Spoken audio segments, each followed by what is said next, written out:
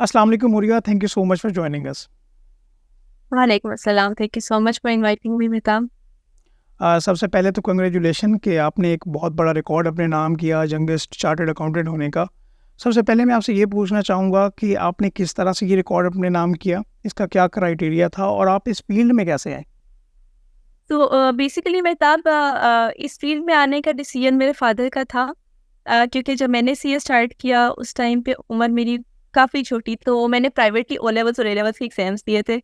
तो जो 5 या 6 साल का टाइम था वो मैंने 2 साल में ओ लेवल्स और ए लेवल्स अपना कंप्लीट कर लिया था। तो मैं 14 साल की उम्र में मैंने अपना सीए स्टार्ट कर लिया था।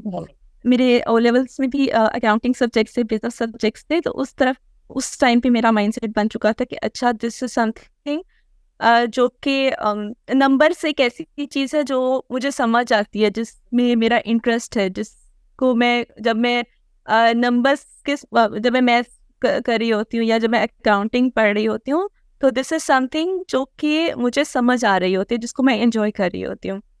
उस टाइम पे मेरा जो रुझान था वो इस तरफ ज़्यादा हुआ कि हाँ, अकाउंटिंग एक ऐसी फील्ड है जिसको मैं परस्यू कर सकती हूँ। 14 साल की उम्र में मैंने अपना सीए स्टार्ट किया फ्रॉम स्कैन।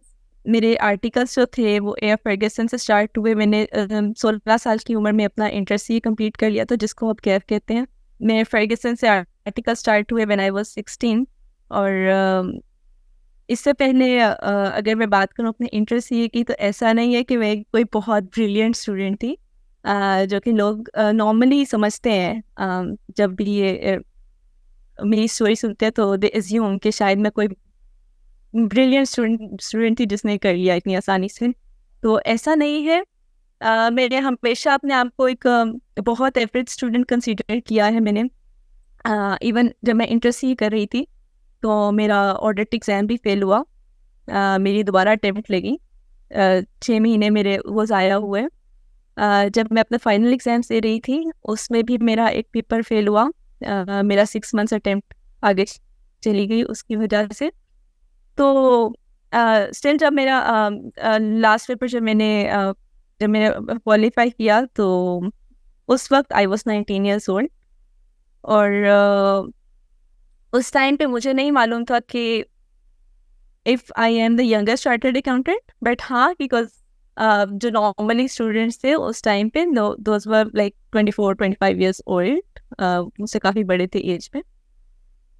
लेकिन तब मैं ये मानती थी कि शायद पाकिस्तान में मैं यंगेस्ट चार्टर्ड अकाउंटेंट हूँ। वर्ल्ड वाइड कभी उस तरफ सोचा नहीं कि हूँ कि नहीं हूँ, कभी उस तरफ ध्यान नहीं गया।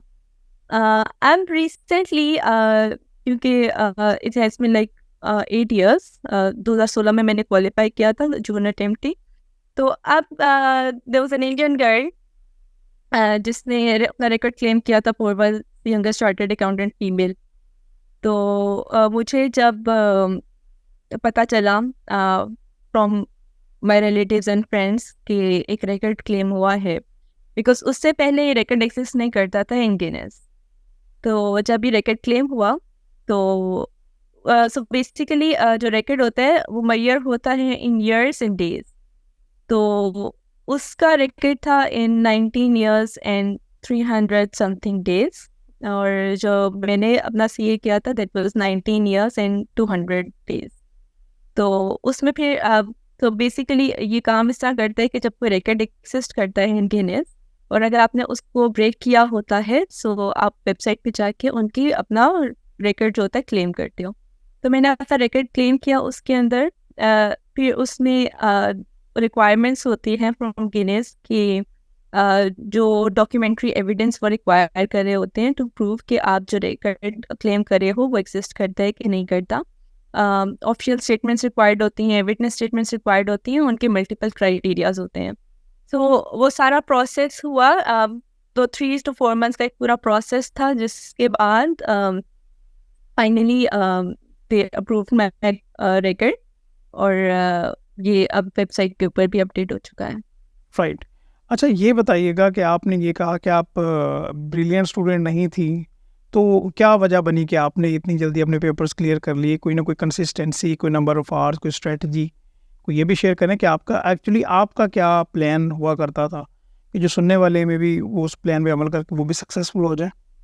अच्छा, सो बेसिकली अगर मैं अपना بتاؤں کہ میں کیا کنسیڈر کرتی ہوں, the reason for my success is کہ ہم شاید جب سی اے میں جب میں نے دیکھا ہے کہ جو جتنا میرا ایکسپیرینس ہے اس میں میں نے دیکھا ہے کہ جو ریزن فار فیلئر ہے وہ موسٹلی ہوتی ہے دا it's not the right mind set جو لوگ کیری کر رہے ہوتے ہیں.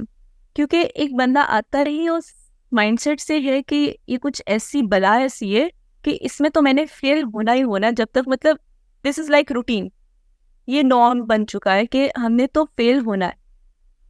میں آئی اسٹل ریکال کہ جب میں آئی تھی سی اے میں تو اسکینس میں میرا کوئی تیسرا چوتھا دن ہوگا, فرسٹ ویک تھا میرا, تو میں نے فاسٹ ٹریک سے کیا. اس ٹائم ماڈیولر سسٹم ہوتا تھا, اے اور بی ماڈیول اکٹھے ہوتے تھے, آپ فاسٹ ٹریک سے اے اور بی ماڈیول اکٹھے کر سکتے تھے. تو میں نے دونوں ماڈیولس, بیکاز مجھے ایگزامپشن نہیں تھی کوئی بھی اے ماڈیول میں, تو میں نے اے اور بی ماڈیول اکٹھے کیا. تو میں کامن روم میں بیٹھی تھی, تو میری کوئی سینئر تھی, وہ اس ٹائم بی ماڈیول میں تھی شاید, تو اس نے دیکھا اچھا نئی بچی آئی ہے, اس نے مجھے کہا کہ کتنے پیپرس دے رہی ہو؟ میں نے کہا 5 دے رہی ہوں. تو کہتی ہاں ٹھیک ہے 5 دو گے تو 1-2 پاس ہو ہی جائیں گے. تو اس ٹائم پہ مجھے نا ایک جھٹکا سا لگا کہ کدھر آ گئی ہوں میں. مطلب اس سے پہلے نہیں تھا اس طرح کا کبھی کچھ سنا کہ اچھا یہ فیلئر اتنا کچھ کامن ہوتا ہے. او لیولس میں, اے لیولس میں, اس سے پہلے بھی آپ گریڈس کے اوپر بات ہو رہی ہوتی تھی, اے گریڈ ہے, اے اسٹار گریڈ ہے, بی ہے. کبھی فیلئر کے بارے میں تو سوچا ہی نہیں تھا کہ اچھا فیل ہونا بھی کوئی چیز ہوتی ہے. تو میں اس ٹائم بڑی پریشان ہوئی کہ یار کچھ غلط تو نہیں کر لیا میں نے 5 سبجیکٹس اٹھا کے, کچھ لائک کچھ مسئلہ تو نہیں ہے ایسا. تو وہ جو ایک مائنڈ سیٹ کیری کر رہے ہوتے ہیں نا لوگ کہ یار ہم دیں گے پیپر تو 1-2 پاس ہوں گے, 1 پاس ہوگا وہی بہت ہے. تو یہ غلط مائنڈ سیٹ کیری کر کے چل رہے ہوتے ہیں لوگ. مجھے جب اس بندی نے بات کی تو آئی واز لائک کہ نہیں یار مطلب میں نے تو 5 پاس کرنے ہیں, 1-2 کیا ہوتا ہے, فیلئر والی تو بات ہے ہی نہیں. تو ایک یہ جو مائنڈ سیٹ آپ نے رکھنا ہوتا ہے مائنڈ میں, آئی تھنک یہ بہت میٹر کر رہا ہوتا ہے. اس سے پہلے بھی جب میں نے او لیولس کیا, پیپل سے کہ اس ٹائم پہ تو اتنی میچورٹی لیول ہی نہیں تھا, because I was 13 years old جب میں نے او لیولس کیا, آئی واز 14 ایئرس اولڈ جب میں نے اے لیولس کیا. تو ایک میچورٹی لیول کا لوگ کوشچن کرتے کہ کیسے کیا.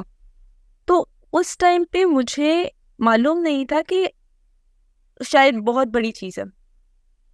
اب اگر میں 13 سال کے بچے کو دیکھتی ہوں تو مجھے لگتا ہے کہ ہاں یہ چھوٹا ہے, شاید اتنی میچورٹی نہیں ہے. اس ٹائم پہ مجھے پتہ ہی نہیں تھا. تو جب وہ ڈر نہیں تھا نا کہ کچھ بہت بڑا کر رہی ہوں, وہ ڈر نہیں تھا فیلئر کا اس طرح سے, تو وہ چیز آسان ہو گئی. تو جب ہم ڈر کیری کر رہے ہوتے ہیں نا اپنے اندر, تو پھر وہ چیز اتنی مشکل ہو جاتی ہے. تو ایک جو ایک مین ریزن آئی تھنک سی اے میں فیلئر کی وہ یہ ہے کہ ہم نے اس چیز کو نارم بنا لیا ہے فیلئر کو.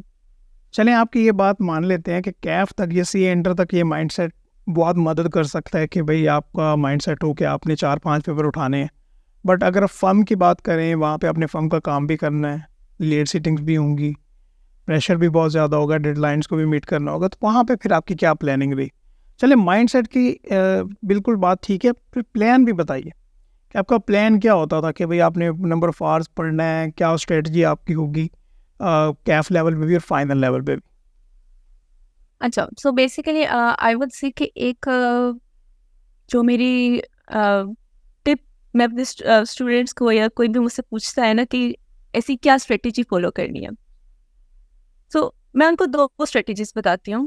نمبر 1 از کہ فوکسڈ اپروچ لے کے چلنی ہے پڑھتے وقت. اب فوکسڈ اپروچ سے کیا مطلب ہے, میں کچھ بچوں کو دیکھتی ہوں وہ کیا کرتے ہیں کہ یا تو وہ 100% سلیبس کوریج کی طرف جا رہے ہوتے ہیں کہ ہم نے 100% ہمیں سب آنا ہونا چاہیے, یا کچھ کیا کرتے ہیں کہ وہ دیکھتے ہیں کہ یار for instance for financial reporting کی میں اگر بات کروں, جو ای ماڈیول میں ہوتا ہے یا سی پیپ میں ہوتا ہے, وہ کیا کرتے ہیں کہ کنسولیڈیشن کے پیچھے لگ گئے کیونکہ میجر کوریج آپ کی کنسولیڈیشن سے آ رہی ہے, تو 1.5 سالوں سے کنسولیڈیشن پڑھتے رہے. تو ایک فوکسڈ اپروچ لے کے چلنا while studying is very important. میری ایک جو اسٹرینتھ میں کنسیڈر کرتی ہوں that is learning from others. دوسروں سے سیکھنا, کاپینگ their strengths and learning from their weaknesses is my strength. کہ دوسرے کیا غلطی کر رہے ہیں اس سے سیکھنا, یا دوسرے کیا ٹھیک کام کر رہے ہیں اس سے سیکھنا. تو دس از سم تھنگ جو کہ ہمیں اپنی اسٹوڈنٹ لائف میں بھی, in career, in professional life, ہر جگہ پہ ہمیں یہ چیز جو ہے ہمیں اپنے اندر ان بلڈ کر لینی چاہیے. آئی تھنک کہ ہم دیکھیں کہ اگر کوئی پاس ہو رہا ہے تو لرن فرام دیم, وہ کیسے پاس ہو رہا ہے, انسٹیڈ آف دس کہ آپ پہلے اپنا ایک اٹیمپٹ کر کے دیکھ لو اور اس کے بعد پوچھو کہ اچھا صحیح اپروچ کیا تھی. تو آئی تھنک ایک it's not a bad thing کہ آپ دوسروں سے سمجھو, دوسروں کی مانو, دوسروں سے مشورہ کرو. تو یہ چیز میں اسٹوڈنٹ لائف میں بھی کرتی تھی, میں اپنی پروفیشنل لائف میں بھی کرتی ہوں, ابھی تک کرتی ہوں, and this is some thing that has help me ا لاٹ. دوسرا جو اگر میں ٹپ دوں نا, میں کیا کرتی تھی, it's a very practical tip actually. For instance میں آپ کو بتاتی ہوں, دیر از اے سبجیکٹ بزنس مینجمنٹ. اب میں اس کو کیسے پڑھتی تھی. So it's a theoretical subject, completely theoretical ہے. اس میں آپ کو کافی یاد کرنا پڑتا ہے, and it's not some thing جو مجھے اچھا لگتا ہے. ہر بچے کی, ہر اسٹوڈنٹ کی اپنی اسٹرینتھ ہوتی ہے. تو business management was some thing like, because وہ تھیوریٹیکل تھا تو میں اس کو اتنا انجوائے نہیں کرتی تھی پڑھتے وقت. میں نے اسے خود سے پڑھا کلاسز میں, کیونکہ میرا فوکس اس طرح سے نہیں رہتا تھا اس طرح کے سبجیکٹس میں. اچھا, اس ٹائم پہ میں نے ایک اپنا ہیڈ نکالا, جو کہ میں ابھی بھی اپنی بیکاز میری دونوں سسٹرس ہیں, دے آر ڈوئنگ سی اے, تو میں ان کو بھی یہ شیئر کرتی ہوں کہ دس از سم تھنگ جو کہ that has worked 100% for me. میں کیا کرتی تھی, سو میں نے جب فرسٹ چیپٹر پڑھا میں نے 2 پیجز پڑھے, 3 پیجز پڑھے دن کے. فرم سے آ کے میں نے ہاف آور میں پڑھا, میں نے اس کی سمری نوٹ بنا لیے, 1 پیجر, 1 چیپٹر کا 1 پیجر سمری نوٹ بنا لیا. Next day when I start the next chapter, تو میں وہ چیپٹر پڑھنے سے پہلے اس کی سمری پیج, وہ جو 1 پیجر میں نے سمری بنائی تھی, میں وہ پڑھتی تھی, اور پھر میں چیپٹر 2 پڑھتی تھی. اس طرح کیا ہوا کہ میرے پاس ہر چیپٹرس کے سمری پیجز بننے میں لگے, اور میں ڈیلی بیسس کے اوپر وہ 1 پیجر سمری لازمی پڑھتی تھی before moving to the next chapter. کیا ہوا کہ جو 20 چیپٹرس تھے, میرے پاس 20 پیجز بن گئے, جو کہ مجھے by the end of the year مجھے یاد ہو گئے تھے, کیونکہ میں ڈیلی انہیں پڑھ رہی تھی, کیونکہ میں ڈیلی وہ اس 1 پیجر سمری سے گزرتی تھی, مجھے یاد ہو گئے تھے. یہاں پہ لاسٹ کوشچن میں آپ سے کرنا چاہوں گا, وہ یہ کہ بگ 4 کے بچے کیوں جلدی کوالیفائی کر جاتے ہیں, اور باقی فرمز کے بچے کیوں لیٹ کوالیفائی کرتے ہیں یا ان کو ٹائم لگ جاتا ہے, اگر آپ جلدی سے اس کا آنسر کریں. اچھا, دس is actually a very good question, but میں اس بات سے کمپلیٹلی ایگری بھی نہیں کروں گی اور ڈس ایگری بھی نہیں کروں گی. شاید وہی میں آپ سے اگر بات کروں کہ مائنڈ سیٹ کی بات ہوتی ہے یہاں پر بھی. اگر میں نے ہم لوگوں نے ایک کرائٹیریا بنایا ہوا ہے کہ جو بگ 4 کے بچے ہیں نا, جو بگ 4 کے اسٹوڈنٹس ہیں, وہ کچھ الگ ہی چیز ہے, اور جو بگ 4 میں نہیں ہے وہ بس ایسے ہی ہے. تو آئی تھنک یہ دس از سم تھنگ جو کہ ہمیں ختم کرنا چاہیے اس چیز کو, because I have seen some people جو کہ بگ 4 کے نہیں ہے, and they are brilliant, absolutely brilliant.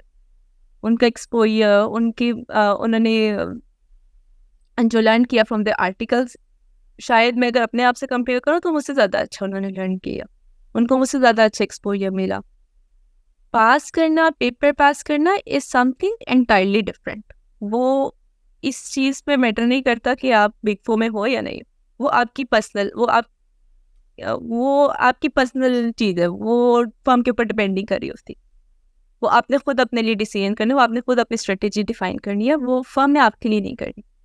So I think یہ جو ہم بات کرتے ہیں کہ ہاں بگ 4 کے بچے جلدی کوالیفائی کر جاتے ہیں, تو آئی تھنک بگ 4 کے بچے اس لیے جلدی کوالیفائی کر جاتے ہیں بس جب بگ 4 میں لوگ جا رہے ہیں, may be they are the people with the right mind set.